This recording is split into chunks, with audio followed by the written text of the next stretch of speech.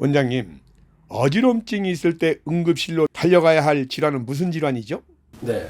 일상에서 어지럼증은 누구라도 살면서 뭐 한두 번쯤 경험을 해봤을 겁니다. 그래서 보통 이제 빙빙 돌아오면서 어지럽다, 또 가만히 서 있기가 힘들고 이런 평형을 유지할 수 없다 이런 경우들이 있는데, 뭐 일상에서 우리가 뭐 이런 보통 정도의 어지럼증 말고 이 극심한 어지럼증이 있을 때 응급실에 가야 될 그런 경우도 있으니까 여러분들이 꼭 그 부분들을 잘 감별하면 좋겠습니다.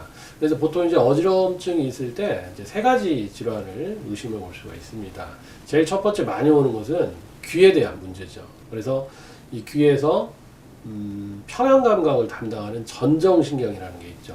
그래서 그 전정신경에 염증이 있을 때, 그리고 두 번째는 달팽이관에 이석이라는 게 들러붙어 있죠. 그래서 그 이석, 돌이 빠졌다 그러잖아요. 귀에서 돌이 빠졌다. 그래 이석증이라고 하는데, 그래서 이 이석이 원래 있어야 될 자리에 있지 않고 밖으로 튀어나와서 생기는 그런 어지럼증이 또 있고, 또 메니에르 증후군이라는 병이 있습니다. 그 메니에르라는 사람이 처음에 기술을 한 건데, 귀에서 소리가 나고 잘 들리지가 않고, 그리고 어지럼증이 동반되는 그런 경우를 얘기합니다.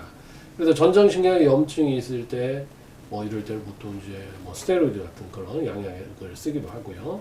물론 이제 한약에도 또 염증을 해소하는 그런 약들이 많이 있고, 이석증 같은 경우는 원래 이석을 원래 자리로 되돌리는 그런 어떤 이제 물리 치료가 있고, 그리고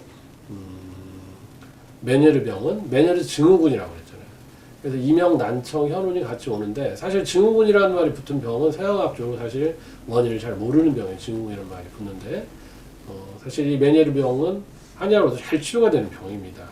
네, 그래서 결국은 이 귀 쪽으로 가는 말초의 그런 어떤 혈류 장애, 특히 귀는 이제 심장보다 위쪽에 있기 때문에 이 혈류를 말초에 미세 혈류를 증강시켜주고 압력을 조절하는 그런 약들을 쓰면 잘 치료가 됩니다.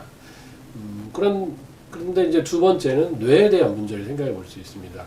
그렇기 때문에 여러분들이 어지럼증이 있는데 사물이 두 개로 겹쳐 보이는 복시가 있다. 아니면 우리가 앉아있기도 힘들다. 아니면 서있기도 힘들다. 한쪽으로 자꾸 쏠린다. 말이 어눌하다. 이런 경우 여러분들 이제 흔히 얘기하는 중풍, 뇌졸중을 생각해 볼 수 있습니다. 그래서 어지럼증이 있는데 그런 것들을 수반하고 있으면 중풍을 의심해보고, 중풍으로 골든타임이 있죠. 그러니까 최소한 서너 시간 안에 꼭 응급실에 가서 치료를 받아야 후유증이 없고 또 생명을 구할 수가 있습니다. 그리고 세 번째는 이제 빈혈을 의심해 볼 수가 있는데, 빈혈은 어지간해서 이제 구역이나 구토까지는 오지 않아요. 이석증에서는 아까 이석증이나 귀에 대한 문제 얘기했었죠. 거기는 빙빙 도는 그런 회전성의 어지러움이 있는데, 이럴 때는 이 구역감이 있고 심지어 매우 심한 구토를 할 수가 있습니다.